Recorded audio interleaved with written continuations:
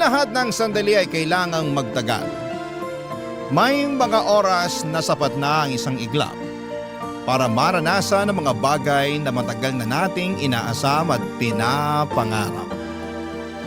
Ikaw, kabarangay, ano ang isang bagay na gusto mong maranasan kahit na isang saglit lang? Dear Papa Dudut, kumusta po kayo? Kung ako po ang tatanungin ninyo ay masaya ako ngayon kaya ako nagpadala ng sulat sa inyo. Masaya dahil naalis na sa puso ko ang isang butas na matagal ko nang dinadala. Isang butas na nagbigay sa akin ng labis na pangungulila at kalungkutan.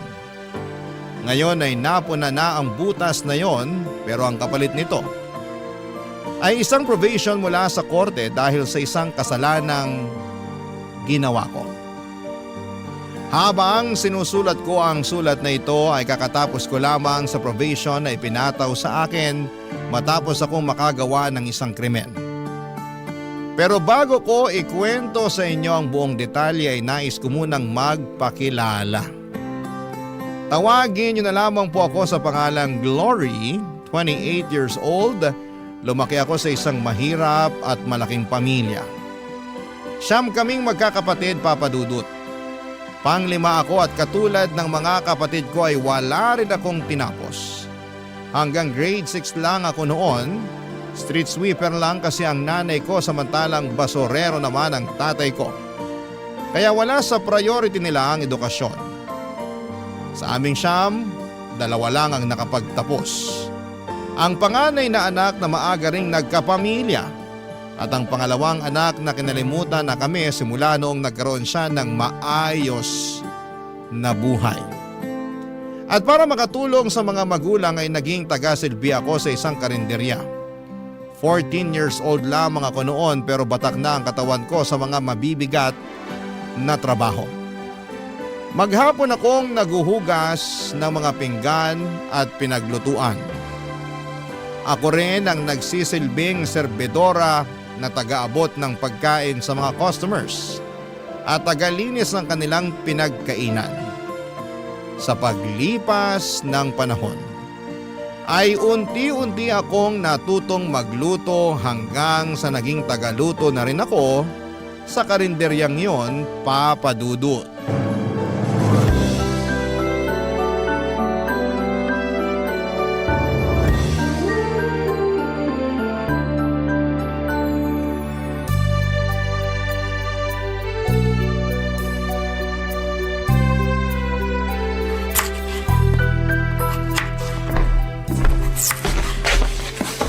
Oh, Ate Linda, maaga ka ngayon ah.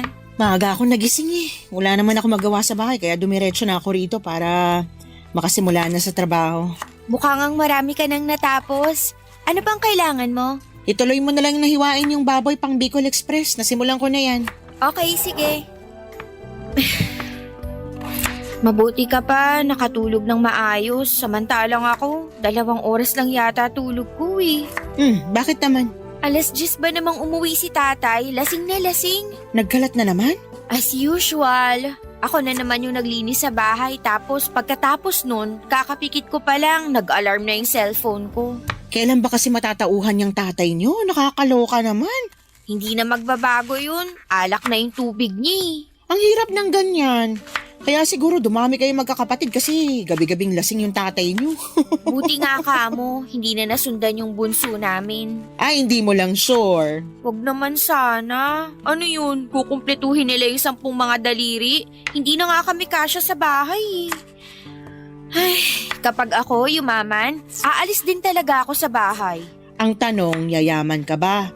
Sa sinasahod natin araw-araw kahit magtrabaho ka pa buong buhay mo, patay ka na, di ka pa rin yumayaman. Malay mo naman, makapulot ako ng milyones dyan o di kaya manalo ako sa loto. Sa malas mong yan, sa tingin mo, makakatsamba ka ng ganon? Hindi ka nga tumataya sa loto eh. Kung sa bagay, pinanganak nga pala ako sa mahirap na pamilya. Nagkaroon pa ako ng tatay na lasinggero tapos binigyan ako ng 8 kapatid. Paano pa kami makakaahon sa hirap niyan? Minsan talaga minamalas tayo pagdating sa kapalaran. Wala tayong magagawa dyan, bawi na lang sa next life. Siguro masamang tao ako sa previous life ko, kaya ako minamala sa buhay ngayon. Pakabait ka na lang ngayon para sa susunod mong buhay swertehin ka naman. Ay, sarap sana kung may maipagyayabang din ako sa buhay, no? Ano kaya feeling ng mga may graduation photo at diploma na nakadisplay sa bahay? Walang silbi ang diploma na yan kung hirap ka naman maghanap ng trabaho. Ako nga, may diploma tapos wala namang maayos sa trabaho. Ano ba kasi nangyari? Bakit di mo pinurse yung tinapos mo? Malas din, katulad mo. Tsaka maaga ako nagkaanak eh. Kung ano yung available na trabaho, yun na lang ang pinasok ko. Minsan din talaga, tayo rin may kasalanan ng sitwasyon natin eh. Katulad mo, maagang nagkaanak.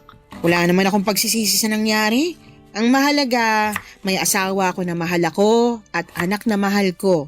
Kahit maghirap pa ako sa kakatrabaho para sa kanila, wala kang maririnig na reklamo sa akin. Kaya ikaw, kung ano man yung mga pangarap mo, subukan mong tuparin kahit gaano pa yan ka-imposible. Sana nga pala rin din ako. Gusto ko matry yung nakaupo lang sa opisina habang naka-aircon tapos papasok ako na may bitbit na kape. Gusto kong magsuot ng mga branded na damit. Gusto kong magpatayo ng sariling bahay para sa mga kapatid ko. Gusto kong makapunta sa ibang bansa. Basta, ang dami kong pangarap na sana maibigay sa akin balang araw. Alam ko na, may naisip akong solusyon para maranasan mo yung mga bagay na yan. Ano? Humanap ka ng afam! Sira ulo ka. Gusto mo makaahon sa kahirapan, di ba? Afam ang sagot dyan. Ay nako, ewan ko sa'yo. Parang pangarap din yan na mahirap din abutin eh. Wala namang magkakagusto sa akin sa itsura kong to. Ay, ate ko, ibang taste ng mga foreigner. Hindi mo lang alam, ikaw pala yung hinahanap nila. In my dreams, magluto na nga tayo. Uunahin ko na yung Bicol Express. Sige. Ako nang titira sa adobong kangkong tsaka sinigang. Marami akong pangarap sa buhay noon, Papa Dudut. Marami akong gustong maranasan. Marami akong gustong makamit at marami akong gustong mabago sa buhay ko. Pero alam ko noon na hanggang pangarap na lamang ang mga bagay na yon dahil kung magiging realistic ako, kahit araw-arawin ko pa ang pagtatrabaho ay hindi ko pa rin maaabot ang mga imposibleng pangarap na yon. Tuwing umuuwi ako sa bahay at nakikita ko ang estado ng pamilya namin, ay lagi akong napanghihinaan ng loob. Wala na talaga kaming pag-asang magbago. Dahil maliban sa batugan ang mga lalaki kong kapatid. Ang mga mas bata pa kesa sa akin ay never nakatapak sa paaralan. Gumagawa naman sila ng paraan para magkapera. Kapag maganda ang panahon ay nanlilimos sila sa mga matataong lugar. Minsan ay nangangalakal din sila ng basura o di kaya naman ay sila ang inuutusan sa lugar namin kapag may nangangailangan ng tulong. Ang karaniwang kapalit nito ay pera o di kaya'y pagkain. Normal na para sa amin ang ganong buhay kaya nasanay na rin kaming mangarap na mga bagay na makatotohanan at abot kamay lamang. Maging ang mga kapatid ko ay parang tinanggap na lamang na hanggang doon na lamang talaga ang buhay namin, Papa Dudut. Pero iba ako. Gusto kong tuparin ang mga pangarap ko kahit na parang imposible pa itong mangyari.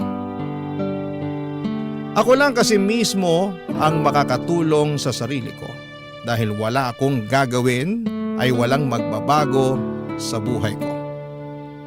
Alam kong wala na akong ibang aasahan pa maliban na lamang sa sarili ko. Kaya naman ginawa ko ang lahat para magbago ang takbo ng buhay ko. Kahit na magsimula lang ito sa maliit na hakbang, Papa Dudut.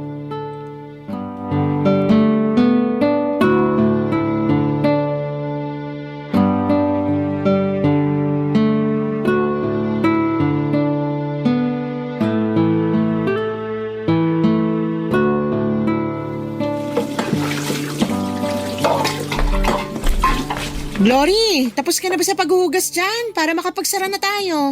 Malapit na, mga kutsara at mangkok na lang. Tulungan na kita dyan para matapos na. Gusto ko nang umuwi eh. Naantok na ako. Sige, ikaw na lang magbanlaw ng mga to. Ilang taong ka na ba ulit? 18, bakit? Ayaw mo ba mag-aral ulit? Bata ka pa eh. Sayang naman kung hindi mo may pagpapatuloy yung pag-aaral mo. Sa ganitong edad, itabi mo ako sa mga grade 7, baka mapagkamalan pa nila akong teacher. Hindi, pwede ka mag-TESDA. Total 18 ka na. Pasok ka na sa criteria. Marunong ka namang magluto. Magkukiri ka. May NC2 na yun. Pwede mong magamit para makapag-abroad. Wala talaga akong pambayad sa pag-aaral ko, te. Libre ang TESDA, ano ka ba? Anong libre? Walang libre sa edukasyon ngayon. Oo, siguro wala silang tuition fee. Pero may mga babayaran pa rin yan. Tapos yung pamasahe ko papapunta para mag-aral. Kung titigil ako sa trabaho, saan ako kukuha ng allowance? Pag-ipunan mo o di kaya magpatulong ka sa mga kapatid mo nakapagtapos. Di ba may dalawa kang kapatid na nakagraduate ng college? Meron, pero yung isa may sarili ng pamilya. Ayoko namang pahirapan pa yung buhay ng kapatid kong yun kasi pati naman sila naghihirap din eh. Yung isa naman, hindi ko alam, wala na kaming balita sa kanya. Ano ba kasi nangyari sa kapatid mong yon? Ay nako, ate, sobrang lala. Hindi ko makakalimutan yung moment na yun sa buhay ko kasi first time na may lumaban kay tatay noon. Ikwento mo sa akin dali. Ganito kasi yun. Di ba alam mo naman si tatay? Ang gusto nun, dapat laging siya ang nasusunod. Lahat ng salita niya, tama. Walang mali sa kanya. Kapag kumontra ka, basag ang bungo mo. Okay, tapos? Eto na nga. Napagtapos nila si ate. Nakahanap naman siya agad ng trabaho. Siyempre, happy-happy na si tatay kasi ramdam na namin yung konting pag-angat sa buhay namin. May masasarap na pagkain na kami noon. Tapos si ate yung nagbabayad ng mga bayarin. Para bang nabawasan na yung trabaho nila kasi nandyan na si ate na katulong nila. Aha, tuloy mo lang, nakikinig ako. Tapos isang araw, biglang umuwi si ate na may dalang balita. Buntis siya. Nagalit tatay mo? Oo naman, galit na galit. Sampal yung inabot ng ate ko. Hindi pa nga raw nababayaran ni ate yung mga sakripisyo nila tapos magpapabuntis na agad siya. Dismayado si tatay nun. Grabe naman! Nagalit yun kasi alam niyang mawawala na yung ATM nila. Wala na sila mapagkukuhaan ng pera. Medyo naiintindihan ko rin naman yung pinanggagalingan ni tatay. Siyempre, umaasa silang si ate na ang magiging katuwang nila sa mga gastusin. Tapos bigla siyang nagpabuntis. Eh di katulad din ni kuya na maaga siyang magkakapamilya. Ibig sabihin, yung dalawang napagtapos nila, walang naging ambag sa buhay nila. Ang hirap nun. Yung ikaw yung pressured kasi pinagtapos ka sa pag-aaral. Nag-i-expect sila na may kapalit yung mga bagay na yun na kung tutuusin, hindi naman dapat ganun. Siyempre, pinaglaban ni ate yung sarili niya. Sawa na raw siya sa mga pananakit ni tatay. At hindi raw lahat ng credit na kina tatay kasi marami ring sakripisyo si ate para matapos niyang pag-aaral niya. Marami siyang sideline na pinasok. Naging working student siya. O, tapos ano nangyari sa kapatid mo? O yun, pinalayas siya ni tatay. Simula noon, hindi na namin siya nakita. Never na siyang nagparamdam, never na siyang nagpakita. Teka, bakit ganun yung ginawa sa ate mo samantalang yung panganay nyo na mas naunang nagkapamilya, hindi naman pinalayas? Lalaki kasi yung panganay namin. Para kay tatay, okay lang daw yun. Pero kapag kami mga babae na yung nabuntis, iba yung tingin niya dun. Grabing double standards niya na. May favoritism eh. Hirap ng ganyan.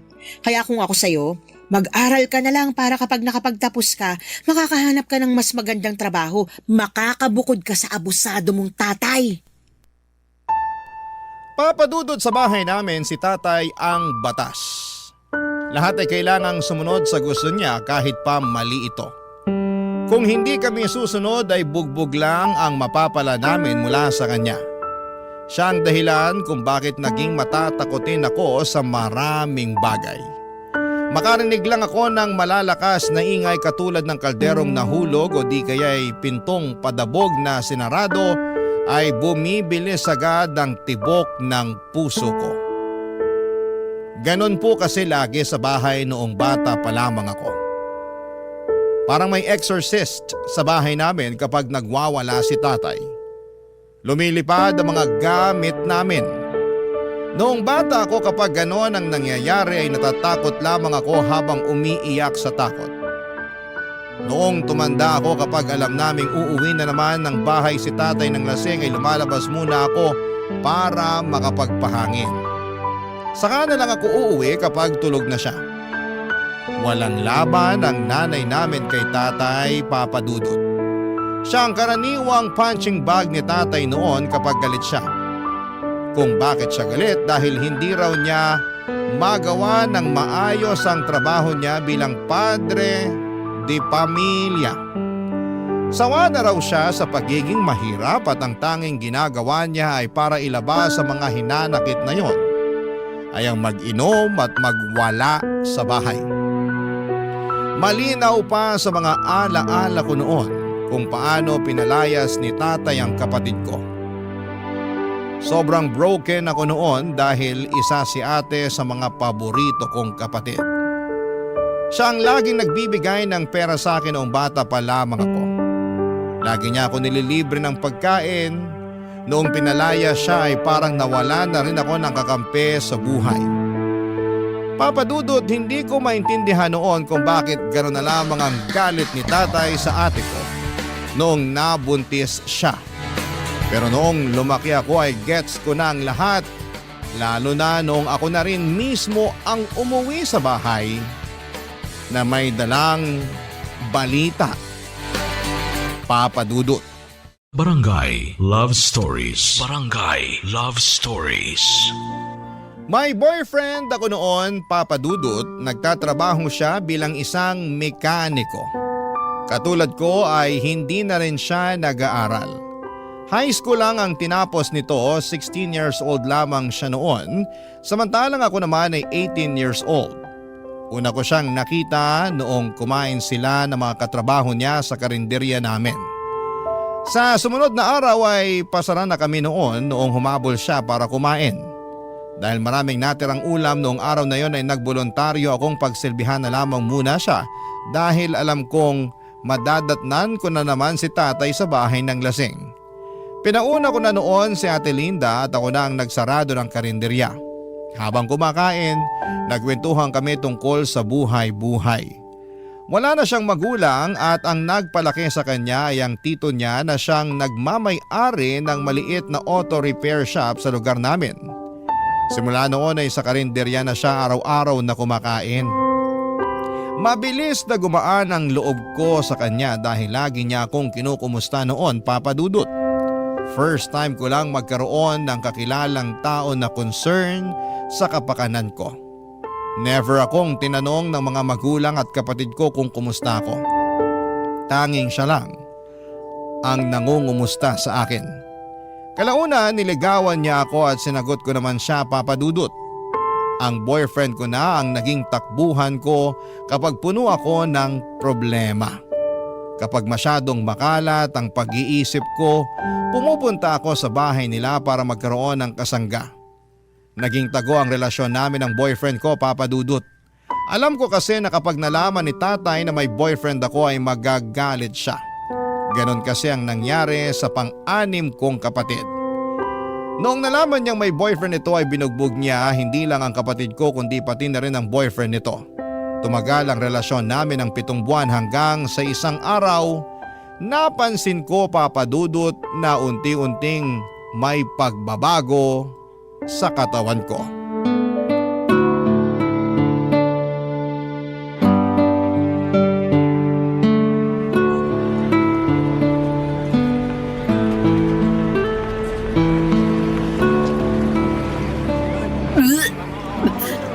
Hoy, ayos ka lang. Oo, nasusuka lang ako sa amoy ng patis. Ang tagal mo na nagtatrabaho dito. Ngayon ka pa masusuka sa amoy ng patis? Tsaka patis lang yan. Ewan ko ba, bigla na lang naging sensitive yung pang-amoy ko. Yung mga malalakas ang amoy, bagoong, pabango, pati amoy ng sigarilyo. Kapag nakakaamoy ako noon, bigla na lang sumasama pakiramdam ko. Kailan nagsimula ito? Halos isang buwan na rin siguro. Ano pang nararamdaman mo maliban sa pagiging sensitive ng pang-amoy mo? Lagi akong pagod tsaka mabilis mahilo, lalo na sa umaga. Hindi kaya buntis ka? Ha? Hindi ah. Bakit naman ako mabubuntis? Morning sickness yung nararamdaman mo. Sintomas yan kapag buntis ang isang tao. Ganyan ako na nagbuntis ako eh. Ate, wag mo akong tinatakot ng ganyan. Hindi kita tinatakot, seryoso ako.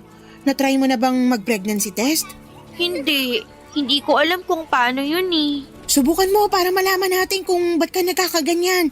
O di kaya, magpunta ka sa health center. Magpa-check up ka doon, libre lang yun. Natatakot ako. Paano kung buntis nga ako? Kung buntis ka, wala tayong magagawa. Kagagawan mo yan eh. Sabi ko naman sa'yo, mag-ingat ka. Maingat naman ako. Talaga ba? Magkakaganyan ka ba kung nag-iingat ka? Ay naku, Glory, ang bata mo pa para magkaroon ng anak. 19 ka pa lang, di ba?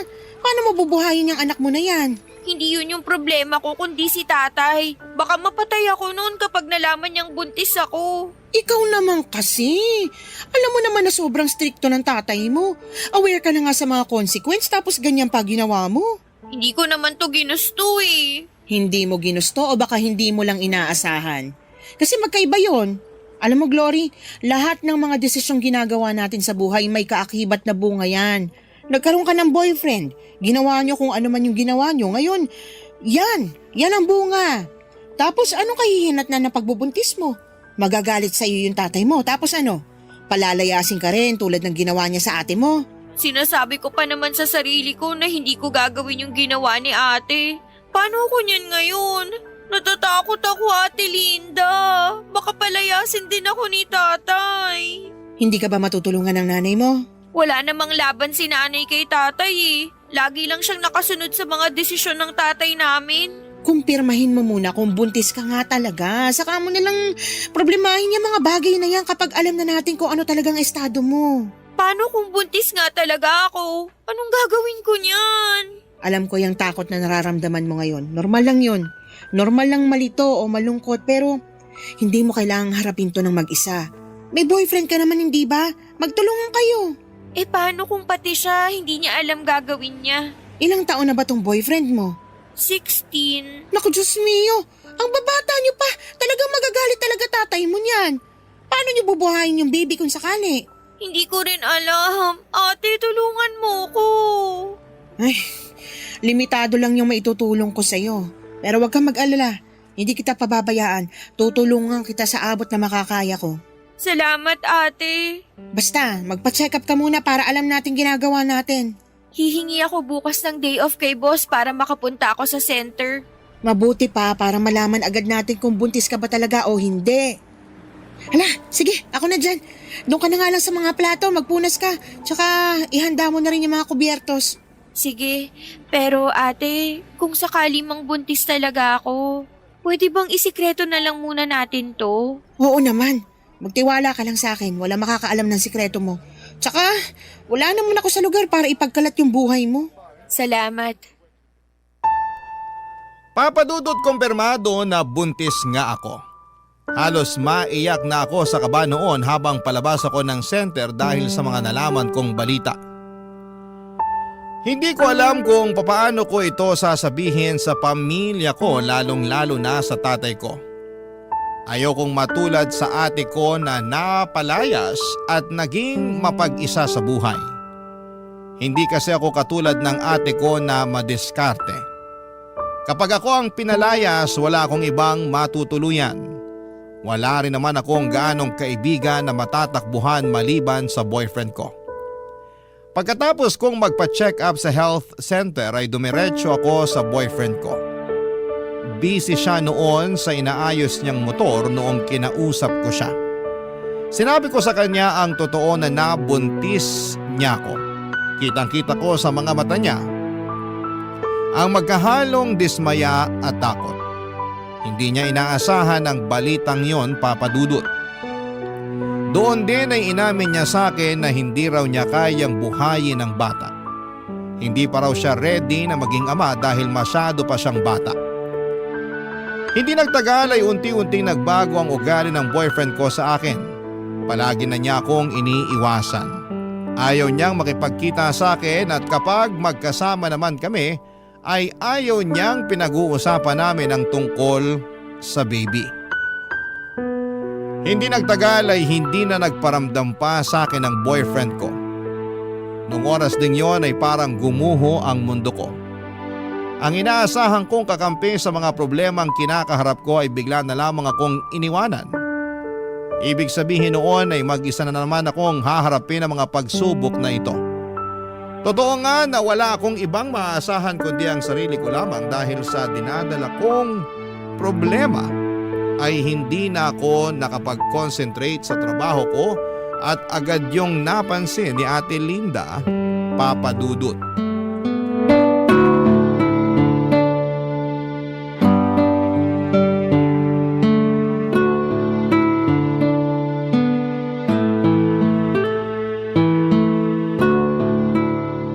Hoy, Glory! Anong ginagawa mo? Papalitan ko lang po tong tubig sa water dispenser. Wala nang laman. Hoy! Ako na dyan! Ano ka ba? Bawal magbuhat ng mabibigat na bagay ang buntis. Itabi mo na yan. Ako na magpapalit yan mamaya. Ganun ba? Hindi ko alam eh. Magsain ka na lang ng kanin para mamayang gabi. Paniguradong dito na naman kakain yung mga taga-construction. Sige, dadalawahin ko na ba? Isa na lang muna. May laman pa naman yata yung malaking rice cooker eh. Oo, meron pa. Isa na lang muna. Gamitin mo yung maliit. Oh, nga pala. Wala na ba talagang paramdam yung boyfriend mo? Wala na. Parang di na ako kilala nung taong yun eh. Bata pa kasi kaya walang pananagutan. Pero dahil siya ang ama, nasa batas yan na dapat suportahan niya yung bata ano man ang mangyari. Hindi naman ata nasusunod yung batas na yan eh. Kaya maraming lalaki dyan na anak ng anak tapos kayang iwan yung mga anak nila kasi wala namang nangyayari dyan sa child support na yan. Sa bagay, totoo naman. Sa bahay niyo, wala naman silang napapansin tungkol sa'yo. Wala. Ganun kami sa bahay eh. Walang pansinan kaya mahihirapan silang malaman na buntis ako. Hindi nga nila ako makumusta eh. Di madali lang pala itago yung tiyan mo kung sakali. Kaso, ang problema ko kapag nanganak na ako, paano natin itatago yung bata? Yun ang totoong problema. Willing naman akong kupkupin kayo ng anak mo kung sakali pero pansamantala lang yun. Ipalaglag ko na lang kaya to hanggat maaga pa. Hoy, gusto mo bang mapunta sa impyerno? Tsaka, illegal ang abortion dito sa Pilipinas, makukulong ka niyan. Mas gugustuhin ko na lang makulong kaysa harapin ko yung tatay ko kapag nalaman niya yung totoo. At least sa kulungan, libre ang tirahan at pagkain dun. Ay, nahihibang ka na talaga. Hindi talaga ako nagbibiro. Hindi mo nga pwedeng gawin yun. Papatay ka ng tao dahil lang sa takot mo sa tatay mo. Hindi ko alam. Siguro natatakot lang ako na baka wala akong mapuntahan kapag pinalayas ako sa bahay. Ganito na lang, may naisip ako. Ano? Ipaampun mo yung bata. Marami mag-asawa dyan na naghahanap ng batang aampunin. Mas maganda yun kasi hindi mo lang bibigyan ng chance yung bata na mabuhay. Mabibigyan mo rin siya ng mas maayos na pamilya. Kanino ko naman siya ipapaampon? May alam akong kumadrona na may kontak sa mga taong naghahanap ng maaampun na anak. Gusto mo bang kausapin ko siya? Sige, mas maganda yun. Ipapaampon ko na lang yung bata. Pero sigurado ka na ba dyan? Sigurado kang hindi mo ito pagsisisihan sa huli? Hindi, sigurado na ako. Nasasabi mo lang yan kasi hindi mo pa totally nararamdaman yung bata dyan sa tiyan mo. Pero once na nagkaroon na kayo ng koneksyon ng bata tapos kapag naipanganak mo na siya, iba na yung feeling na mararamdaman mo. Baka malaki yung chance na magbago pa yung isip mo. Hindi na magbabagong pasya ko. Desidido na ako. Ipapaampon ko yung bata. Tama yung sinabi mo. Mas magandang solusyon yun kasi mapupunta siya sa taong kaya siyang alagaan. Kesa naman maiwan siya sa akin, hindi ko siya kayang buhayin. May 9 na buwan ka pa para pag-isipan yung desisyon mo. Huwag ka masyado magpadalos-dalos. Tandaan mo ha, minsan ka nang nagkamali dahil sa mga desisyong hindi mo pinag-iisipan ng maayos. Basta, kung ano man yung mangyari, sure ka na may kakilala kang pwedeng umampun sa anak ko? Madali na lang yon. Ang problemahin mo na lang muna sa ngayon, yung maitago mo ng maayos yung bata sa tiyan mo para hindi ka mahuli. Madali lang niya maitago sa ngayon dahil maliit pa pero paano kapag lumaki na yan? May plano na ako para dyan. Tsaka marami akong bilbil, hindi ito mahahalata. Basta kapag nagkabukingan, nandito lang ako na pwede mong takbuhan ha? Salamat. Kung wala ka, hindi ko na talaga alam ang gagawin ko. Para na rin kitang kapatid eh. Sa tagal natin magkasama dito sa karinderya, wala na yun sa akin. Hala, magsaing ka na. Napakwento na naman tayo dito nang wala sa oras. Heto na, magsasaing na. Ganon na nga ang ginawa ko, Papa Dudut. Hanggat maaari ay umiwas ako sa bahay para hindi nila mahalata ang paglaki ng tiyan ko. Mabuti na lang at medyo malaki rin ako ng panahong yon kaya pwede kong irason na taba lang ang dahilan kung bakit malaki ang tiyan ko.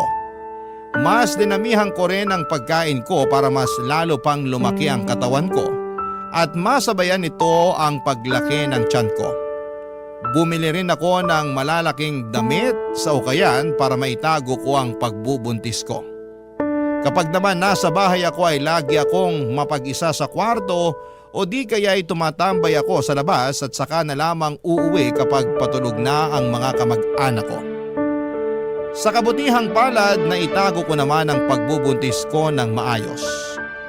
Walang nakaalam sa sitwasyon ko noon maliban sa boyfriend ko at si Ate Linda. Noong nag-labor ako sa kalagitnaan ng gabi ay tiniis ko noon ang sakit. Gusto ko mang sumigaw. Sa sakit na nararamdaman ko ay hindi ko magawa dahil baka magtaka ang mga kasama ko sa bahay. Buong magdamag ay sinikap kong itago ang nararamdaman ko. Kinakausap ko pa si baby na huwag munang lumabas at antayin na lamang niya na mag-umaga. Nakinig naman si baby noong lumiwanag na ay agad akong lumabas ng bahay bago pa magising sina tatay. Tinawagan ko si Ate Linda para kontakin ang kakilala niyang komadrona. Pagdating ko sa bahay nila ay nakahanda na ang lahat.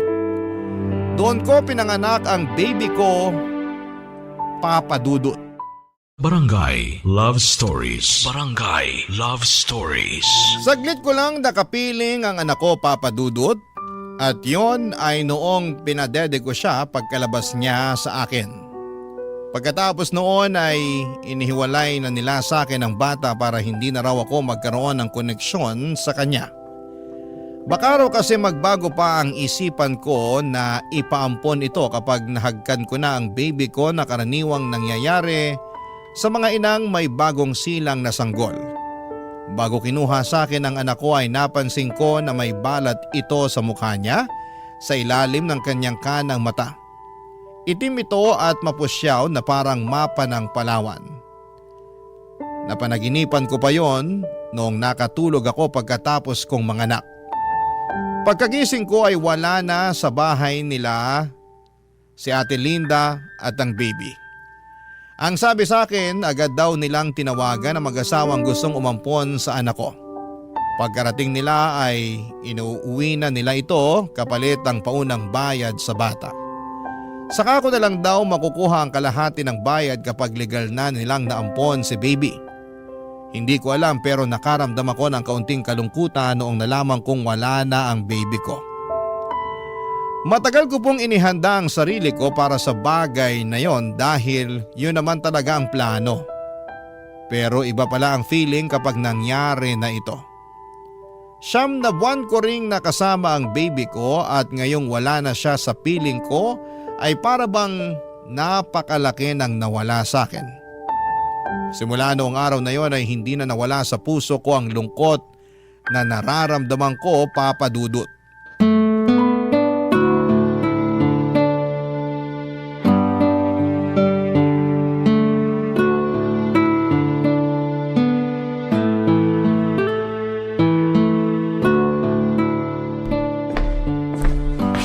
Hoy, lalim naman ang iniisip mo. Ba't ka nakatunga nga dyan? Halika na, kumain na tayo.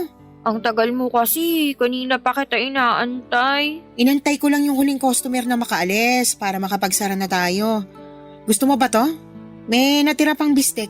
Sa'yo na lang yan. Alam kong paborito mo yan eh. Okay na ako dito sa adobo. O sige, ikaw bahala. Kumusta na kaya yung baby ko? Ba't mo naman iniisip yan ngayon? Wala lang, curious lang ako. Sigurado akong nasa maayos ng kalagayan yung anak mo ngayon. Nakita mo yung umampon sa baby ko? Oo, sinamahan ko yung komadrona nung sinundo nila yung baby. Alam mo ba kung anong pangalan nila? Hindi ko na tinanong, tsaka hindi mo rin naman pwedeng malaman yung pagkakakilanlan nila eh. Bakit naman? Sa pagkakaalam ko, may confidentiality pagdating sa ganyan. Kung tama ako, close adoption yung mangyayari. Closed adoption? Ano namang ibig sabihin nun? Closed adoption ang tawag kapag ayaw makipagkilala ng adoptive parents sa biological parents. Pero bakit naman? Ewan ko, for privacy siguro. Tsaka baka natatakot sila na baka isang araw, bigla ka na lang magpakita sa pintuan nila para kunin yung anak mo. Pero legal naman yung pag-ampon nila eh. kapag natapos na yun, wala na akong magagawa kahit gusto ko pang kunin yung anak ko. Kasi kapag natapos na yung adoption process, wala na akong karapatan sa bata. Totoo naman yun, pero irespeto na lang din natin yung gusto ng adoptive parents. Tandaan mo, sila ang nagligtas sa'yo mula sa problema mo. Nakatulong din naman ako sa problema nila eh. Nagkaroon sila ng anak dahil sa akin. Ayun nga, so pareho na kayong walang problema. Pareho na dapat kayong mag-move on. Ewan ko, para kasing ang bigat sa dibdib. Parang ang laki ng kasalanang ginawa ko. Para naman sa ikabubuti yung mag-ina yung ginawa mo. Bakit? Nagsisisi ka na ba sa ginawa mo? Sabi ko naman kasi sa'yo napag-isipan mo yung mabuti. Hindi naman ako nagsisisi, pero may konting panghihinayang lang ako nararamdaman. Nakakalungkot lang na sa ganun na uwi yung lahat. Hindi ako namatayan, pero ganito pala yung mawalan ng anak. Siguro, iniisip mo ngayon na wala akong paki sa bata kasi ang bilis ko nag-decide na ipaampon siya. Hindi naman ganun yung iniisip ko sa'yo. Wala ka lang talaga kasing choice. Saglit ko lang siya nahawakan, pero parang ang tagal na naming nagkasama. Siyempre, 9 na buwan mo siyang kinarga. Kahit papaano, nagkaroon na kayo ng koneksyong dalawa. Alam mo, noon, kapag malungkot ako at mag-isa, yung baby sa tiyan ko yung kinakausap ko. Siya yung tanging kasama ko sa mga oras na kailangan ko ng suporta. Kung dumating lang sana siya kung kailan ready na ako, na kaya ko nang ipaglaban ang sarili ko, siguro hindi ako mawawalan ng anak. Kasong aga niyang dumating eh. Matuto ka na lang sa nangyari. Wala man lang kaming picture sa isa't isa. Ang bilis din kasi ng mga pangyayari. Nung nanganak ka, tinawagan na agad nung kumadrona yung mag-asawa. Pero siguro, mas makakabuti na rin yun para mabilis ako makalimot kung sakali. Tama, mas maganda nga yun. Alam mo, ate, kung hindi nawalay sa akin yung anak ko, siguro papangalanan ko siyang Elias. Uy, in fairness, ang ganda ng pangalan na yan. Ano kayong pangalan binigay nila sa anak ko? Ay nako, Glory, kung ganyan laging tumatakbo sa isip mo, hindi mo magagawang mag-move on. Palayain mo na yung anak mo. Patawarin mo na yung puso mo sa nangyari para sa ganun makapagsimula ka na ulit. Ang hirap. Alam mo, kumain na lang tayo para makauwi na rin tayo. Gusto ko nang humilata. Feeling ko, kailangan mo lang ng tulog para mawala na yung bumabagabag sa isip mo. Papadudot ng anak ako ng walang nakakaalam maliban kay Ate Linda. Ang sekreto namin yon ay naitago namin ang mahabang panahon. Mabilis na dumaan ang mga taon at kahit nawala man sa isipan ko ang tungkol sa anak ko ay nanatili pa rin siya sa puso ko. Kahit na taon na ang lumipas ay hindi pa rin nawala ang butas sa puso ko. Pakiramdam ko ay hindi ako buo dahil alam kong may kulang sa akin. May lagi akong hinahanap na hindi ko mawari kung ano. May mga pagkakataon noon tuwing dapit hapon at papalubog na ang araw. O di kaya ay tuwing gabi kapag tahimik na ang paligid ay nakakaramdam ako ng labis na kalungkutan at pagkalumbay. Noong mga panahong yon ay hindi ko alam kung ano ang rason kung bakit ako nakakaramdam ng ganon. Dala-dala ko ang emosyong yon hanggang sa tumanda na ako, Papa Dudut. Noong mga panahong yon ay wala na ako sa karinderya at bumukod na rin ako mula sa mga magulang ko. Nagtatrabaho na ako noon bilang tindera ng milk tea at shawarma sa tapat ng isang eskwelahan. Katulad ng buhay ko noon, nanatili akong mahirap. Ang mga pangarap ko noong bata ko ay nanatili na lamang na pangarap. Alam kong hindi ko na maaabot ang mga bagay na yon at tanggap ko na kung anuman ang buhay na meron ako. 7 buwan pa lang ako sa trabaho ko noon nung isang grupo ng kabataan ang tumambay sa shop namin. Isa sa mga batang nakaagaw ng pansin ko dahil sa balat nito sa mukha. Katulad ito ng balat ng baby ko. Parang mapa ng Palawan. Parang nakaramdam ako ng lukson ng dugo noong time na yon. Bumilis ang tibok ng puso ko at parang naging emosyonal ako. Kamukha niyang ex-boyfriend ko mula sa mata at hugis ng kanyang ulo at kuhang-kuha niya ang mukha nito. Hindi man ako sigurado pero alam kong siya yung anak na ipinaampun ko, Papa Dudut. At yon ay kinumpirma ko noong bumisita si Ate Linda sa shop, Papa Dudut.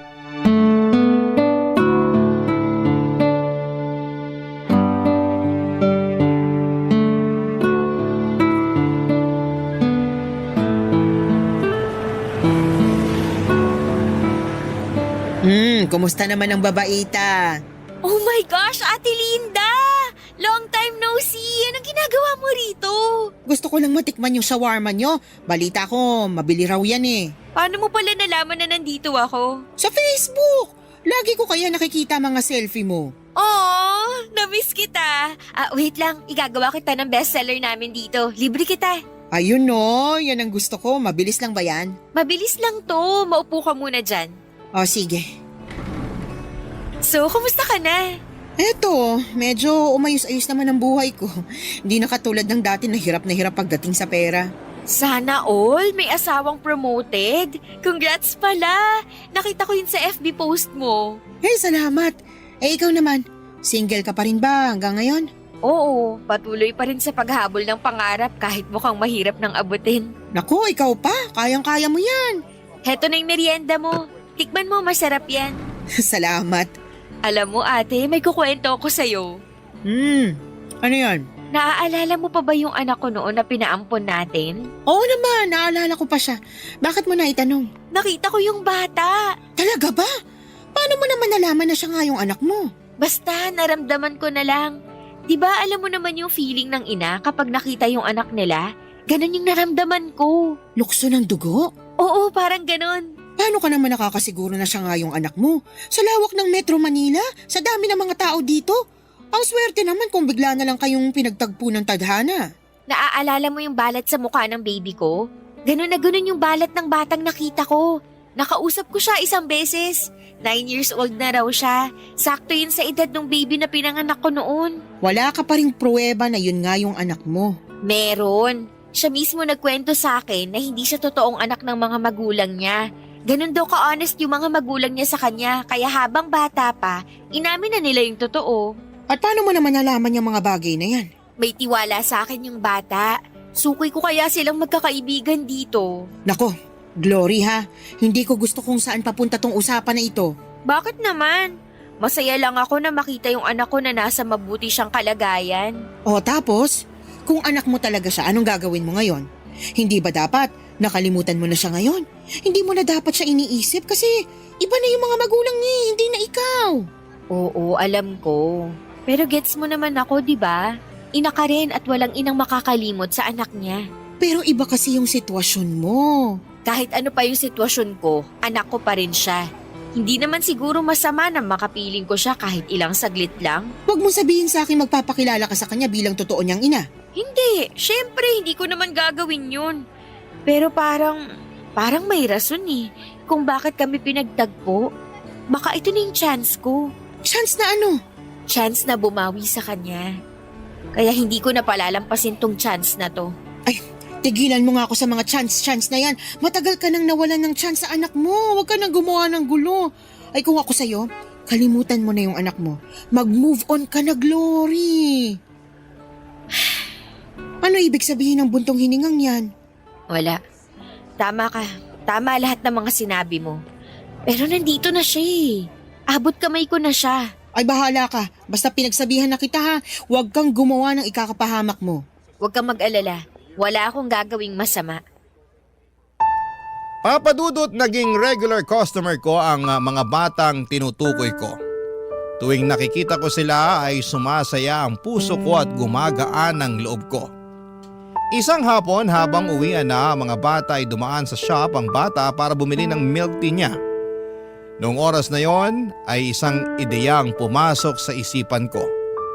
Inimbitahan ko siya na maglaro sa parke at nabanggit kasi niya na never pa siyang nakakapunta sa park dahil sobrang busy ng mga magulang nito para ipasyal siya. Pumayag ang bata na sumama sa akin at iniwan ko ang shop sa katrabaho ko at sumaglit kami sa pinakamalapit na parke. Pagkatapos maglaro ay nagpunta kami sa isang fast food at binili ko siya ng ice cream. Isang bagay na malimit din daw ibigay sa kanya ng mga magulang niya. Halos 3 oras din kaming nagkasama, Papa Dudut. At sa mga oras na yon ay napakasaya ng puso ko. Para bang bigla na lamang nawala ang lungkot na nararamdaman ko. Sa maikling oras ay naranasan kong magpakaina sa anak ko. Pagkatapos ng pagsasama naming dalawa ay binalik ko siya sa eskwelahan nila. Doon ay naabutan namin ang mga magulang ng bata na may kasamang pulis. Binalik ko sa kanila ang bata at nag-explain kung ano ang nangyari.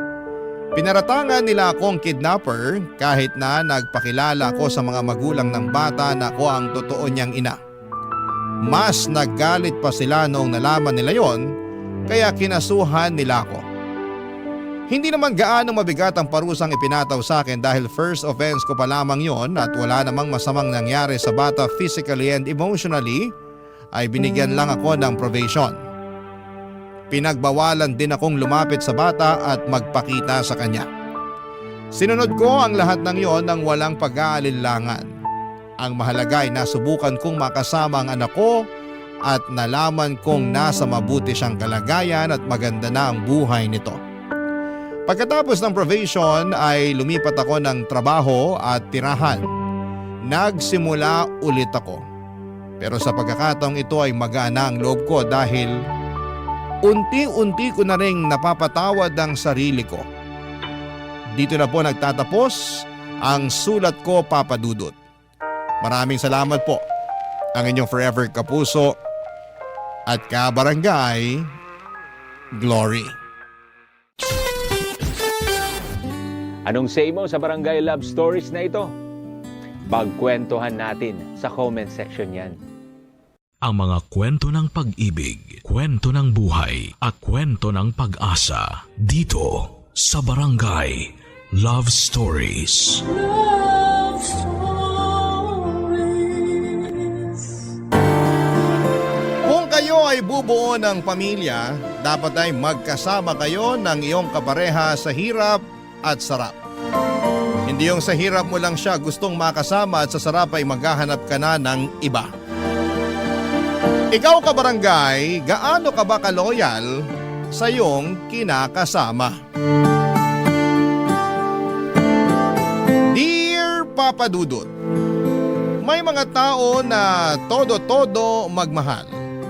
Yung bang binansagan na silang martir dahil hindi nila magawang bitawan at iwanan yung taong iniibig nila. Pero sila rin yung mga tao na matiisin at mapagpasensya.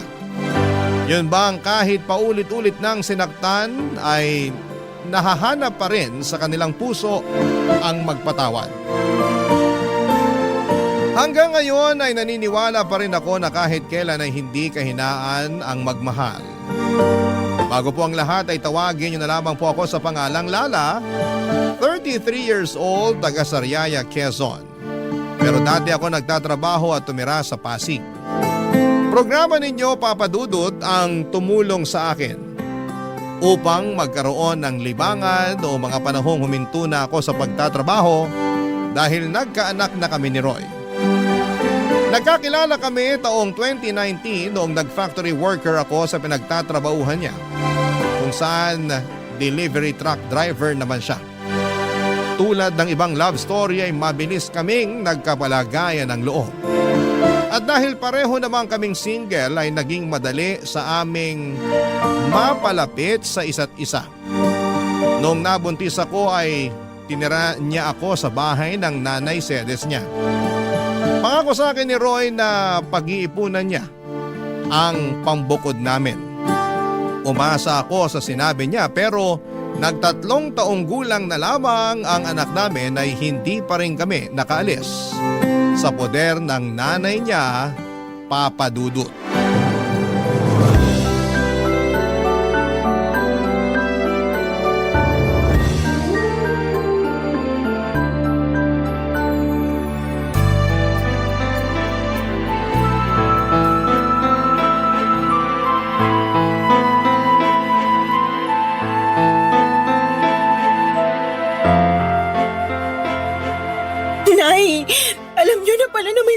si Roy pero kinukonsinti niyo pa. Ha? Ano kinukonsinti ka dyan? Kilala niyo yung tinutukoy ko. Yung bagong salta na tindera dyan sa malapit na bakery na lagi niyong pinagbibilan ng pandesal. Nakalimutan niyo na siguro na nung isang araw kasama niyo kami ng anak ko na bumili doon tapos kinumusta ng babaeng yun si Roy. Kayo naman kung todo balita sa nangyayari sa kinakasama ko. Para yun lang. Paano mo naman naisip na babae nga yun ni Roy? Paano ko naisip? Siyempre, narinig ko kayo na nirereto siya doon. Bakit ka ba nakikinig sa usapan na may usapan? Huwag niyo na pong ibahin ang usapan. Hey! Oo, sige na. Babae nga ng anak ko yung tindera dun sa bakery. Sinasabi ko na nga ba? Pwede ba? Huwag kang matungal dyan na para kang baka. May ano pag-isipin ng mga kapitbahay natin? Isipin na nila kung anong gusto nilang isipin. Wala akong pakialam. Naku, kahit kailan talaga wala kang hiyain, no? Bakit? Kayo ba meron nun? Ano sinabi mo? Bastos ka! Kayo po yung mas bastos. Pag hindi talaga ako nakapagpigil, masasabunutan kita, Lala. Alam mo yung ugali mong ganyan? Yan yung dahilan kung bakit ayaw sa'yo ng anak ko. Kaya di na ako magtataka kung pinagpalit ka niya sa iba. Hindi naman ako magkakaganito kung hindi dahil sa anak nyo. Yan, yung pagiging maingay mo at palingkera yung madalas reklamo ni Roy sa akin. Yan po bang sumbong sa inyo ni Roy? Oo, lagi na lang malungkot yung anak kong yon. Mukhang depressed lagi kasi inaaway mo raw. Hindi totoo yan. Nag-iimbento lang siya. Ay, ginawa mo pa talagang sinungaling ang anak ko. Sinungaling naman po talaga yung anak nyo. Kanino pa ba siya magmamana? Eh di sa inyo rin na nanay niya. Aba, sumusobra ka na talaga, ha? Halika rito, para masabunutan kita. Aray ko na! Nasasaktan po Dapat ako! lang yan sa'yo. Di ba naman masyadong matalin ang dila mo? Ay! Sumusobra ka na talagang babae ka! Kayo po yung sumusobra. Kayo ni Roy. Dapat talaga iwanan ka na ng anak ko eh. Kung tutuusin, wala naman siyang mapapala sa'yo. Paano walang mapapala? Dahil ba wala akong trabaho? Kawawa naman ang Roy ko. Mag-isang kumakayod para sa inyo ng anak mo. Anak din po ni Roy yung anak ko. Apo nyo rin po, kaya ano po ba pinagsasasabi nyo dyan? Basta! Simula nang dumating kayo sa pamamahay na to, parang bumigat na ang pamumuhay namin. At kasalanan niyo yun. Kayo talaga ang malas sa buhay namin. Kaya huwag ka nang magulat kung isang araw, iwanan ka na ng anak ko. Papadudot, mag-isang anak na lalaki ng biyanang kong babae si Roy, kaya naman mahal na mahal niya ito. Bunso rin ito sa 3 magkakapatid. Ang 2 ate ng kinakasama ko ay may sarili ng pamilya at wala na sa poder ng nanay nila. Laging sinasabi ni Roy na nagdadalawang isip siyang umalis sa bahay nila dahil daw maiiwang mag-isa ang biyanang ko. Pero nahihirapan akong makisama sa ugali ng nanay niya na likas ang pagiging taklesa at pakialamera. Oo, may mga araw na magkasundo kami pero mas lamang pa rin yung hindi kami magkasundo. At kapag nangyayari yon ay mas pinipili ko na lamang na manahimik dahil nga nanay pa rin siya ng kinakasama ko. Pero sa isip ko, Papadudot, ay gusto ko pa rin bumukod kami para magkaroon ako ng peace of mind. Kaya lang nang dahil sa pambababae ni Roy at pangungonsinti ng nanay niya ay bigla akong nakaramdam ng pag-aalinlangan sa dibdib ko. Sa totoo lang ay 2 taon pa lang ang anak namin noon ay napansin ko na ang panlalamig sa akin ng kinakasama ko. Siyempre bilang babae ay meron tayong instinct na baka may iba na siyang kinakalokohan. Inoobserbahan ko lang si Roy dahil ayoko ma-stress masyado sa kanya. Magaling ang mister ko, kumbaga sa kriminal ay marunong siyang magtago ng mga ebidensya.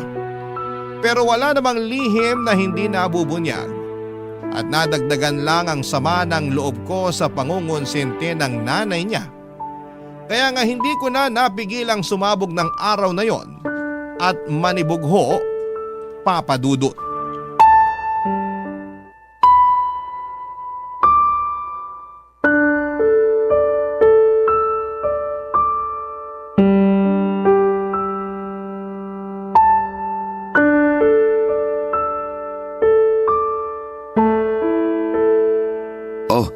Yan lang sinweldo namin. Ano to? Anong ano yan? E di sweldo namin. 500? Bakit ito lang? Magagawa ko kung yan lang. Baka nakakalimutan mo na marami akong loan. Malamang kinaltas na dyan. Hindi ako naniniwala sa'yo. Patingin ang payslip mo. Ayoko nga. Anong ayaw mo? Wala na. Tinapon ko na. Roy naman, napakaliit nito. Alam mo namang may sakit yung anak natin, di ba? Akala ko ba magaling na siya? Hindi naman tumalab yung halamang gamot na pinainom ng nanay mo sa kanya. Hindi nawala yung lagnat niya. Natatakot na ako baka kung ano ng sakit ng anak natin. Masyado ka namang OA. Ayos lang yung anak natin. Paano magiging ayos? Pabalik-balik nga yung lagnat niya. Tsaka ako pa talaga yung OA, ha? Para ka namang hindi nag-aalala sa anak mo?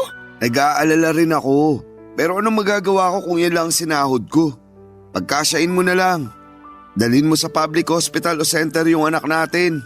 Doon mo ipa-check up. Baka nga makalibre ka pa. Sige, susubukan ko. Ganyan nga. Subukan mo rin manghingi ng libreng gamot. Malamang bigyan ka rin doon. Oh, ano pang binubuntong hininga mo dyan? Akala mo ba hindi na ako nakakahalata? Nakakahalata sa ano ba? Na palagi na lang kakarampot yung perang binibigay mo sa amin ng anak ko. Anak naman ng teteng. Di ka ba nakinig? Sabi ko, kaltasan ngayon. Kaya yan na lang natira. Ang sabihin mo, binigay mo yung pera mo dun sa babae mo. Ha? Ano bang pinagsasasabi mo dyan? Kunwari ka pa. Akala mo yata hindi ko alam na naglalandian kayo ng tindera dun sa bakery na laging pinagbibilan ng nanay ng pandesal. Oh, paano naman tayo napunta dun? Huwag mo akong gawing tanga. Buwisit naman, Lala. Ano bang iniiyak-iyak mo? Nakuha mo ba akong tanungin alam mo naman sa sarili mo yung dahilan? Araw-araw na lang na ginawa ng Diyos na pinararamdam mo sa akin na hindi mo na ako mahal. Pero alam mo yung mas masakit? Pati yung anak mo na sarili mong dugot laman wala ka na rin pakialam. Pwede ba? Pagod ako ha. Galing na nga ako sa trabaho oh. Bad trip na nga ako na maliit sweldo ko tapos mas babad tripin mo pa ako. Galing daw sa trabaho, lukoy mo lelang mo. Aba, talaga naman. Akala mo talaga sa akin pinanganak kahapon ano? Tingnan mo nga, anong oras na? 12:00 na ng madaling araw. Sinabi mo sa akin kanina na tuwing gantong araw wala kayong delivery sa malayo. Kaya wag na wag mong maidadahilan sa akin na dun ka ginabi. Sabihin mo inuna mo pang pumunta sa babae bago umuwi rito sa bahay. Ay, nakakasira ka talaga ng ulo na babae ka. Dami mong alam. Dami mong satsat. Bakit? Dahil ba 500 lang binigay ko sa'yo? Isa na rin yun sa mga dahilan. Ewan ko sa'yo. Buti pa matutulog na ako. Taga, hindi pa tayo tapos mag-usap, Roy? Ayaw na kitang kausap. Kainis ka. Ikaw pa talaga may ganang mainis? Malamang. Pagod na nga yung tao tapos sinermonan mo pa. Di ka na lang magpasalamat may inabot ako sa'yo. Meron pa naman tayong makakain hanggang sa susunod na sweldo ko. Masyado ka lang talagang mapaghanap.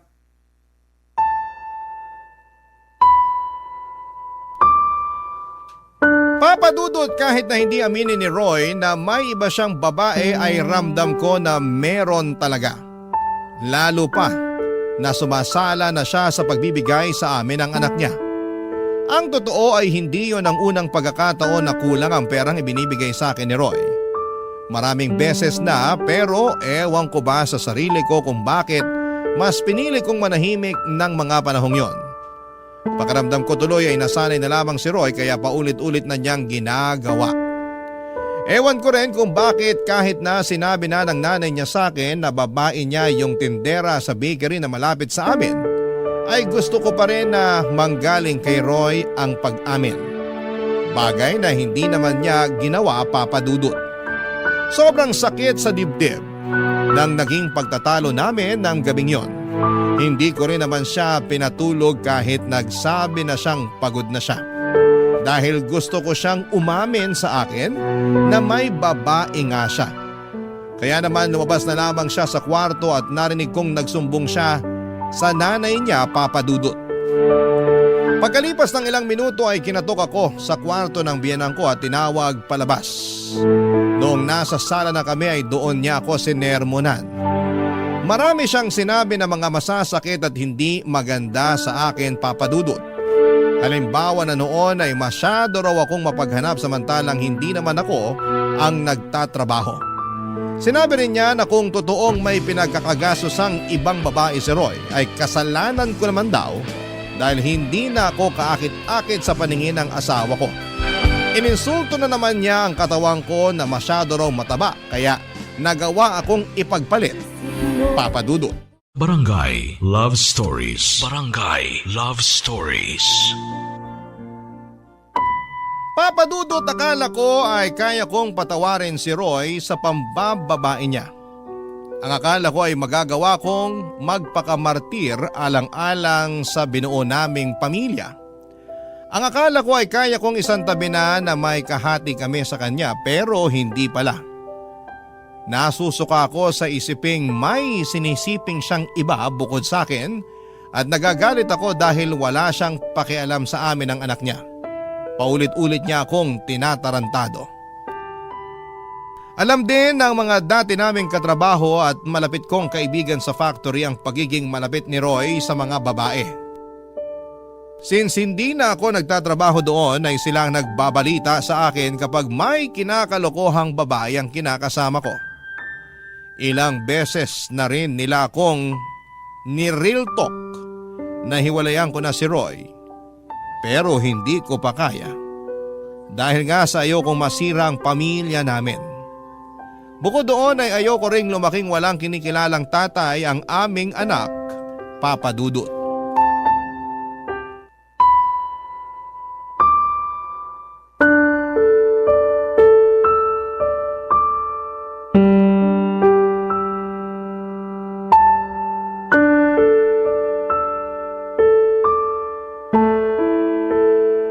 Lala, masayiin mo nga yung likod ko. Sakit na eh. Busy ako. Anong busy? Tulog naman anak natin. Ano pa bang gagawin mo? Marami. Magsasampay pa ako ng mga damit natin. Akala ko naman tapos ka na maglaba. Hindi pa. Kasi pinakain ko pa't pinatulog yung anak natin. Mabuti sana kung tinutulungan mo ko kaso hindi naman. Pagod ako. 6 na araw kaya ako nagtrabaho. Ngayon na nga lang day off ko, patutulungin mo pa ako sa'yo sa paglalaba. Oh, edi sana ikaw na lang muna nagpakain sa anak natin. Sana tapos na ako sa pagsasampay. Bakit ko gagawin yun? Pagod nga ako. At trabaho ng mga babae yun. Alam mo ikaw? Oh, ano na naman? Wala. Balik na ako sa pagsasampay. Sandali lang. Masayiin mo muna likod ko. Hindi ka ba nakakaintindi? Magsasampay pa nga ako ng mga labahan natin. Naiintindihan ko naman. Pero pwede bang mamaya na lang? Mamayain ko mukha mo eh. Bakit ka ba ganyan? Anong bakit ako ganito? Nakuha mo pa magtanong? Hindi mo ba halatang napapagod na ako? Kaya nga mamaya ka na magsampay. Masayiin mo muna ako. Wow ha? Akala ko naman pagpapahingahin mo ko. Yun pala uutusan mo lang din ako. Yan talagang ugali mo yung ayaw ko eh. Reklamador. Tapos magtataka ka kung bakit nagawa kong tumingin sa ibang babae. Ano sinabi mo? Sabi ko, reklamador ka. Kung ako reklamador, ano ka pa? Tsaka kapal din ang apog mong sabihin na kasalanan ko kung bakit ka tumingin sa ibang babae. Oh, edi inamin mo rin sa akin na may iba ka nga. Akala ko alam mo na. Bintang ka pa nga ng bintang sa akin nun. Hindi bintang yon. Inamin mo na nga, di ba? Ibig sabihin totoo. Oo, naisip ko lang na wala na akong dapat itago pa. Saka di naman tayo kasal eh. May karapatan akong tumingin sa iba kasi wala naman akong pananagutan sa'yo. Ano? Naririnig mo ba yung sarili mo? Walang pananagutan sa akin eh, may anak tayo, Roy! Oo, pero magkakaanak na rin kami ni... Anong sinabi mo? Pwede bang kumalma ka muna? Nakakagulat ka naman eh. Bigla-bigla kang sumisigaw. Aray ko! Bakit ka ba nangahampas? Tanong-tanong ka pa eh, kulang pa nga yung pangahampas ko sa'yo. Tsaka kapal na mukha mong sabihin sa akin na nabuntis mo yung kabit mo. Nakakadiri ka. Ano sa palagi mo dapat na maging reaksyon ko, ha? Matuwa ako? Magpa-party ako at ipaglatag ka ng red carpet kasi magkakaanak na kayo ng kalantari mo? Hindi naman, pero... Alam mo, ayoko na. Ha? Anong ayaw mo na? Ayoko na ng ganitong buhay kasama ka. Pagod na ako kung alam mo lang. Hindi ito yung klase ng pagod na madadaan sa tulog. Papahinga, wasak na ako dahil sa ginagawa mo sa akin.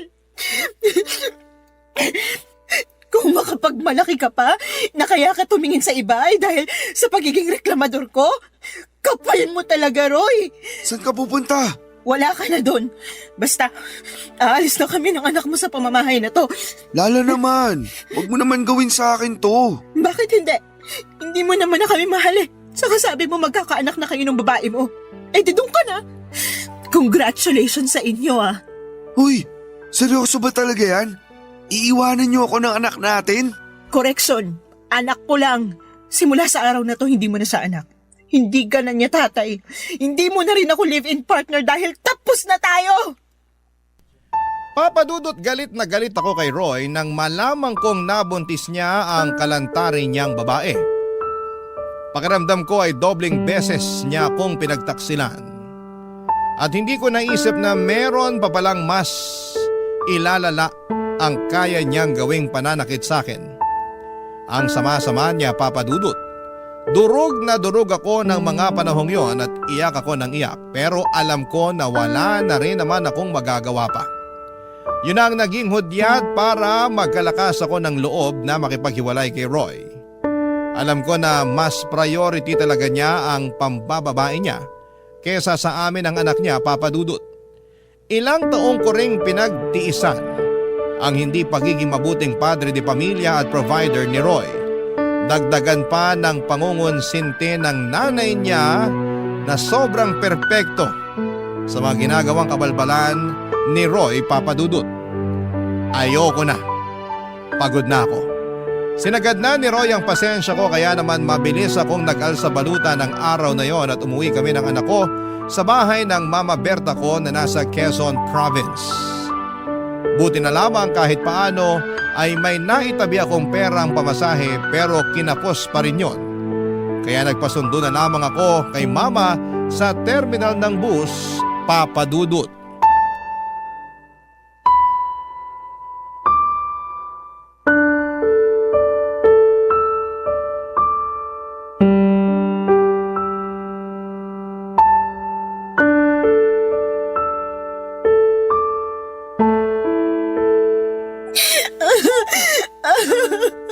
Kung hindi pa naman tinamaan ng lintik yung Roy na yan.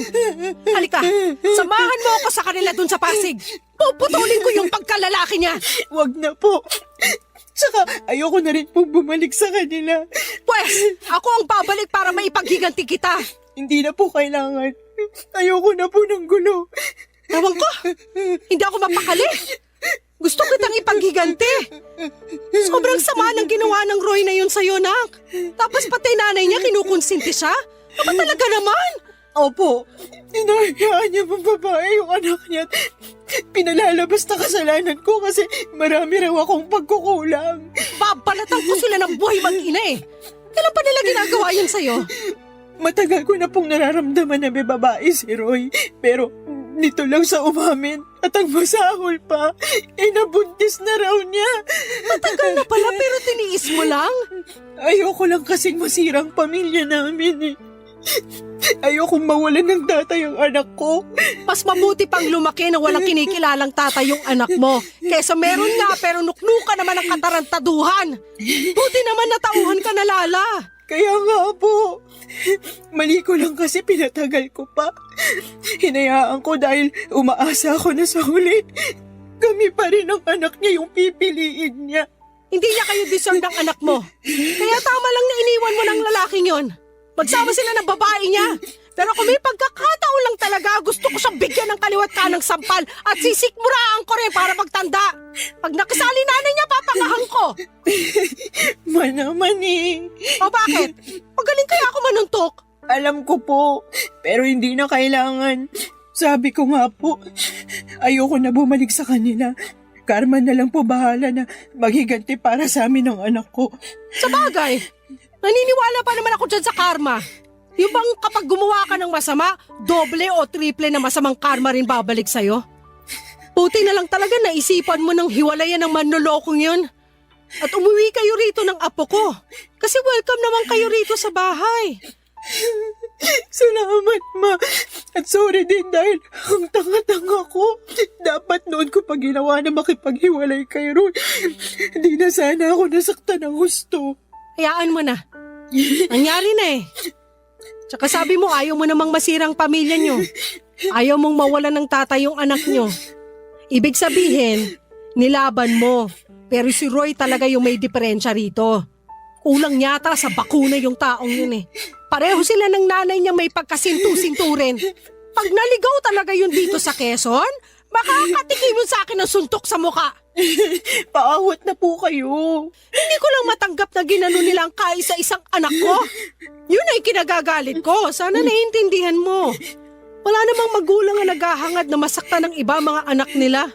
Naiintindihan ko po kayo.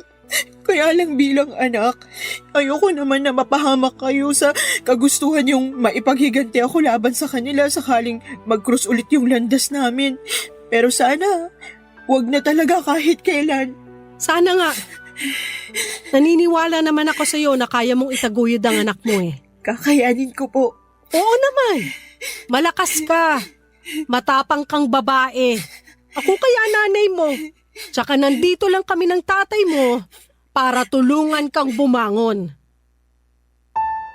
Papadudot mabait si Mama at ang kinakasama niya na tinuring ko na rin parang tunay na ama dahil hinayaan nila kami ng anak ko na magstay sa bahay nila. Matagal na panahon na rin simula nang umalis ako sa Sariaya para hanapin ang kapalaran ko sa Maynila. Doon ako nakapagtrabaho at nakapagrenta ng maliit na apartment bago ko nakilala si Roy. Wala akong kapatid at wala rin namang anak ang mama ko sa tatay-tatayan ko at tanging pagtitinda lamang ng mga gulay at prutas sa may tabing kalsada ang pinagkakabalahan nila. Kaya naman masayang-masaya sila dahil umuwi kami ng anak ko. Sa paglipas ng mga araw ay sinabi ko sa sarili ko na gusto ko na lang mag-focus sa pag-move on kay Roy at intindihin ang anak ko. Kaya nga kahit masakit, mahirap at nakakatakot ay sinimulang kong umusan. Butit nandyan ang mama ko na Papadudot. Barangay Love Stories. Barangay Love Stories. Papadudot, mabilis na lumipas ang 2 buwan. Masasabi ko na gumanda na ang disposisyon ko sa buhay at oo, nandun pa rin yung kirot at panghihinayang para sa pangarap kong pamilya na kasama si Roy.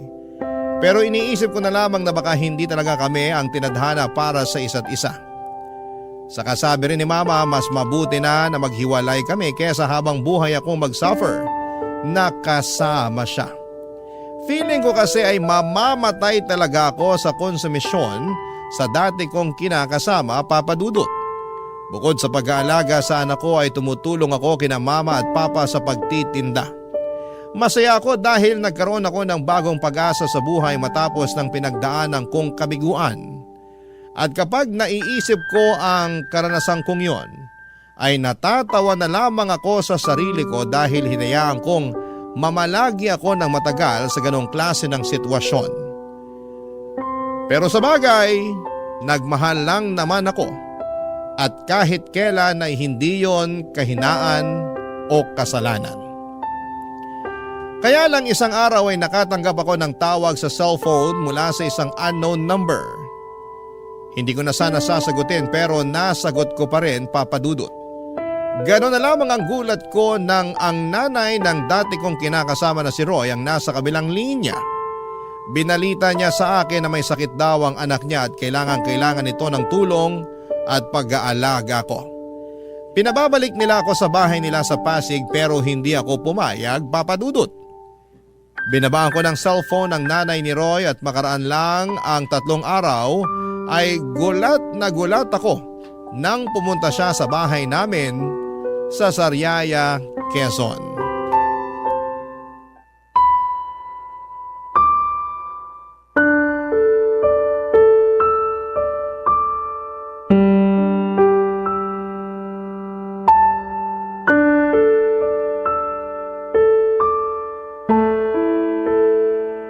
Nay, tuloy po muna kayo. Kala ko hindi mo na ako papapasukin dito sa bahay niyo. Tagal mo akong tinitignan sa harap ng pinto eh. Pasensya na po, nagulat lang ako. Siguro hindi mo akalain na makikita kita, no? Ganun na nga po.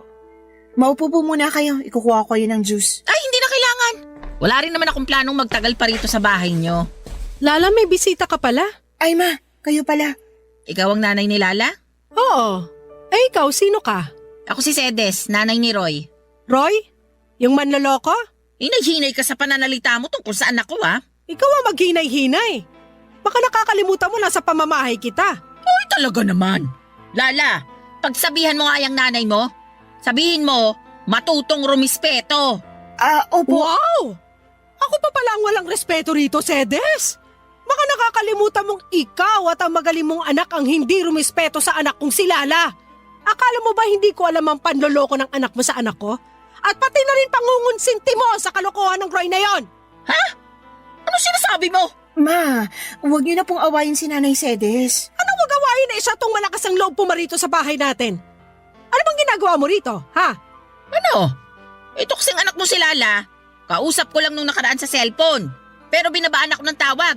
Buti na lang alam ng anak ko kung saan yung bahay nyo. Kaya pumunta na ako. O bakit ka pumunta rito? Gusto ko lang pabalikin si Lala sa bahay namin. Kailangan siya ng anak ko. Ano ka mo? Tama ba yung narinig ko? Oo! Di pa naman siguro mahina ang pandinig mo, no? Hindi pa. At malakas pa rin ako manuntok. Mama naman, huwag niyo na pong patulan si Nanay Sedes. Nakakapiton yung matandang yan eh. Lakas na loob pumunta rito sabihin bumalik ka na ron sa kanila? Aba sinuswerte lang? Nay, diba, sinabi ko na po na ayoko nang bumalik sa bahay niyo. Ayoko nang makita si Roy. Tapos na kami simula nang mabuntis niya yung babae niya. Nandun na tayo, pero may sakit yung anak ko. Kailangan ka niya. Hindi po akong kailangan niya. Doktor ang kailangan niya kung may sakit siya. Tumpak! Pampira naman, no, Lala? Hindi ka ba talaga mapapakiusapan? Hinahanap ka nga ng anak ko. Ang gusto niya, alagaan mo siya. Parang wala kayong pinagsamahan ng anak ko, ah. Bakit ako? Nasaan yung babaeng nabuntis niya? Doon siya magpaalaga, hindi sa akin. Tungkol sa bagay na yan, wala na. Hiwalay na sila matapos makuna ng babae. Kaya nga nagkasakit si Roy kasi nagluluksa siya sa namatay niyang anak. Oh, di ba? Ang bilis ng karma talaga. Ma, please, wag na po kayo magsalita dyan. Kaya ko na to. Sorry po, Nay Sedes. Pero hindi ako tagapag-alaga ng anak niyo. Oo, nakakalungkot yung nangyari sa baby nila ng babae niya. Pero labas na po ako doon. Hiwalay na kami ni Roy, tapos na kami. Wala na rin akong responsibilidad sa kanya. Papadudot galit na galit ang nanay ko na pinaalis ang nanay ni Roy sa bahay namin. Pero syempre naawa pa rin ako sa kanya dahil magulang lang din siya. Na nag-aalala sa kanyang anak, kaya lang ay desidido na akong hindi bumalik sa bahay nila para alagaan ang dati kong kinakasama. Tama na kami ni Roy at hiwalay na kami. At hindi rin naman ganong kadaling kalimutan ang mga ginawa niya sa akin pati na rin ang nanay niya. Sa isip ko ay napaka-unfair nila kasi pag sa hirap ako ang gustong kasama. Pero kapag sa sarap ay iba. Nakakagalit at alam kong hindi ko yon deserve. Kaya nga pinagdasal ko na lamang na sana'y gumaling si Roy sa kanyang karamdaman pero wala na akong plano na bumalik sa buhay niya. Masaya na ako kasama ang anak ko at ang mga tao na totoong nagmamahal at nagpapahalaga sa akin. Mabilis na lumipas sa mga araw at paulit-ulit pa rin akong tinetext ng nanay ni Roy na puntahan ko siya sa bahay nila para alagaan si Roy. Kesyo, hinahanap daw ako ng anak niya pero wala na akong pakialam pa. Kinatagalan ay tumigil na rin si Nanay Sede sa pagte-text sa akin. Siguro'y nagsawa na din o di kaya ay tinanggap na lamang niya ang desisyon ko. Nagdaan pa ang isang buwan at lumuwas ako noon sa Pasig para magninang sa binyag ng anak ng dati kong katrabaho. Noong nasa bahay nila kami pagkatapos ng binyagan sa simbahan, nagulat ako kasi nandun si Roy na bigla na lang daw pumunta dahil sigurado raw siya na pupunta ako. At binalita niya sa akin na magaling na siya sa sakit niyang pulmonya, papadudot.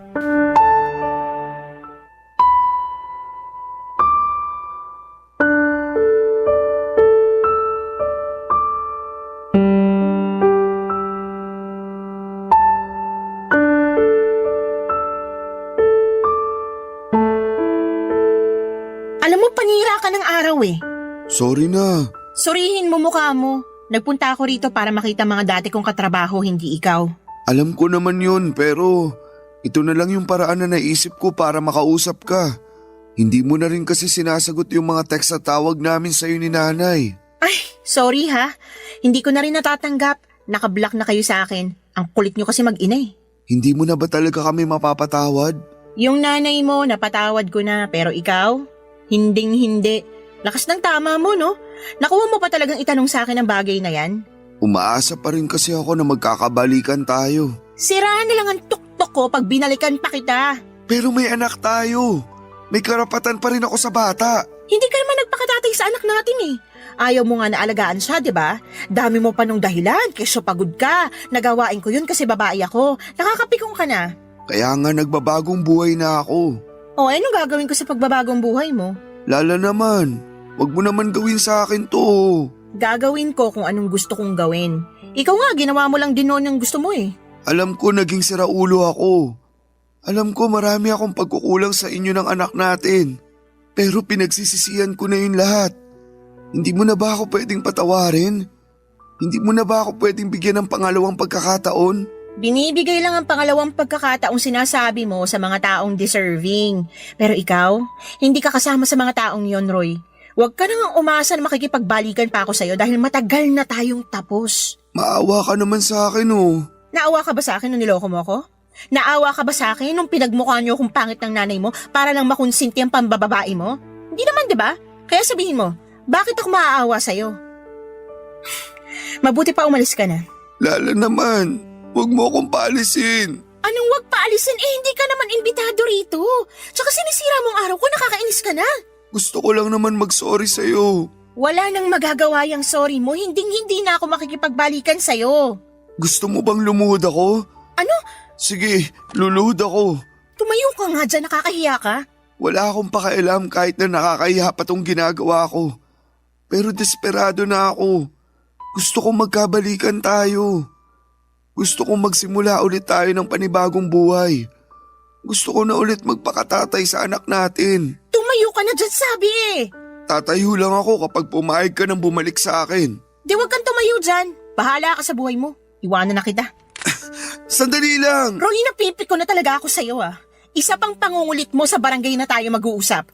Sinabi ko na sa'yo na hindi na ako makikipagbalikan sa'yo. Pagod na ako sa relasyon natin. Ayoko na ulit mangunsumi sa'yo. Ngayon, kung totoo nga na nagbago ka na, eh di mabuti. Pero hindi ibig sabihin doon na natatapos yung mga kasalanan mo sa akin. Kung alam mo lang kung gaano kalalim yung sugat sa puso ko na kagagawan mo. Sana hindi na lang kita nakilala noon. Sana hindi na lang kita minahal.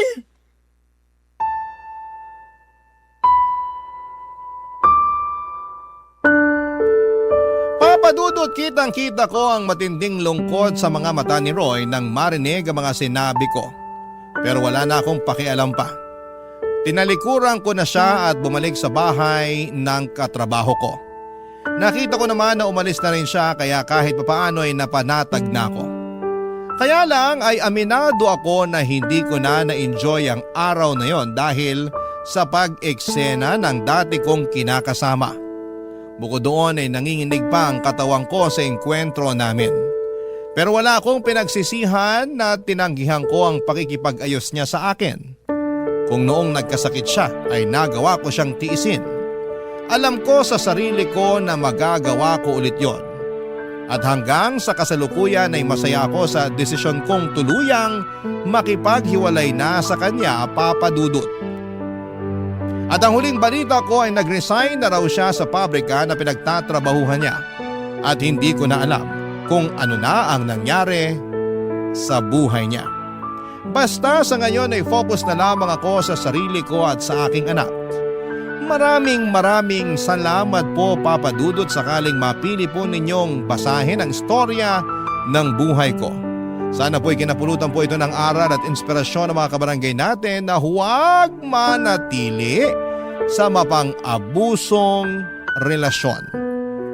Matuto tayong piliin ang ating sarili. Huwag tayong magpakamartir. God bless po sa inyong istasyon and more power, Papa Dudut. Ang inyong forever kapuso at kabarangay, Lala. Barangay Love Stories. Barangay Love Stories. Anong say mo sa Barangay Love Stories na ito? Pagkwentuhan natin sa comment section yan. Nagustuhan ng iyong napakinggan? Ituloy yan via live stream sa www.gmanetwork.com/radio.